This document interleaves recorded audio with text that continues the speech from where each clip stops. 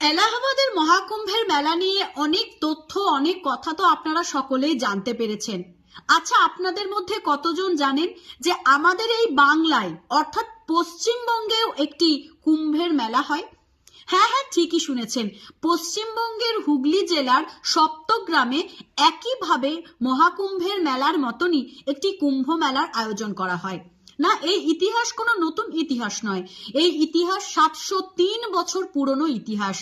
ফিরে যাওয়া যাক 1319 খ্রিস্টাব্দে, যখন বিভিন্ন প্রদেশ থেকে সাধু সন্তেরা আসতেন পদব্রজে এবং এখানেই অনুষ্ঠিত হতো কুম্ভের মেলা।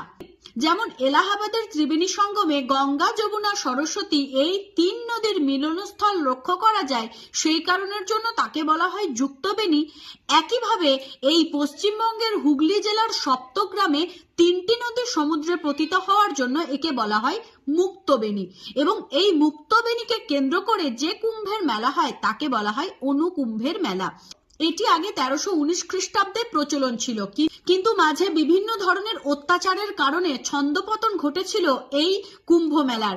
এই কুম্ভ মেলাকে আবারও পুনর্বারের জন্য 2022 সাল থেকে পুনঃপ্রতিষ্ঠা করা হয়।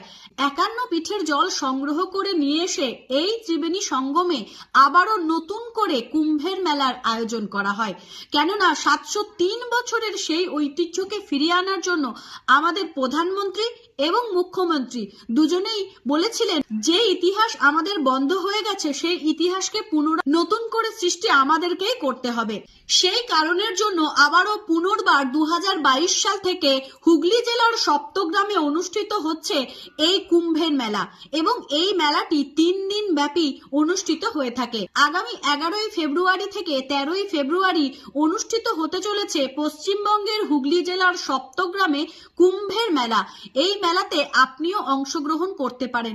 এখানে বিভিন্ন প্রদেশ থেকে বিভিন্ন সাধু সন্তেরা শাহী স্নান করতে আসবেন এবং অমৃত স্নান করতে আসবেন, এবং যেই দৃশ্যকে আপনিও নিজের চোখে অবলোকন করার সৌভাগ্য হয়তো পেতেও পারেন। কথায় আছে, সপ্তগ্রাম আর ত্রিবেণী হচ্ছে শিক্ষা সংস্কৃতির একটি তীর্থভূমি, এবং এই সপ্তগ্রাম এবং ত্রিবেণীকে কেন্দ্র করেই অনুষ্ঠিত হতে চলেছে কুম্ভের মেলা। এই অনুকুম্ভের মেলাতে যদি আপনিও অংশগ্রহণ করতে চান তবে অবশ্যই আমাদের পশ্চিমবঙ্গের হুগলি জেলার সপ্তগ্রামে আসতে ভুলবেন না।